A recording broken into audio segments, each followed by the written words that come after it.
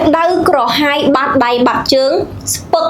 តឹងតសៃពិបាកក្នុងការបត់បែនពិបាកក្នុងការធ្វើចលនាជាពិសេសការរលាកសន្លាក់ដោយការតែមានការរបួសផ្នែកជង្គង់ស្មាតាមសាច់ដុំជាពិសេសគឺមានការទឹកដក់ក្នុងសន្លាក់មានការហើមប៉ោងឈឺពិបាកក្នុងការក្តាប់ពិបាកក្នុងការលាពិបាកក្នុងការធ្វើចលនាជាពិសេសគឺស្រាវស្រាញពេញខ្លួនបើជើងវិញគឺចាក់បាតជើងក្តៅកាហាយស្ពឹកមែនតែនតែម្ដងអញ្ចឹងចំពោះបញ្ហាទាំងអស់នេះកើតឡើងភាគច្រើនគឺមានវត្តមាននៃការលើសស្ករលើជាតិអាស៊ីតអុយរិកឬក៏មានបញ្ហាទឹកនោមផ្អែមមួយចំនួនធ្វើឲ្យពុកម៉ែបងប្អូនកើតមានជាការរលាកសន្លាក់នៅតាមសាច់ដុំស្មាជង្គង់មានការហើមមានការប៉ោងឈឺជាពិសេសគឺដៃតែម្ដងពេលដែលក្រោកព្រឹកឡើងពិបាកក្នុងការបត់បែនពិបាកក្នុងការធ្វើចលនា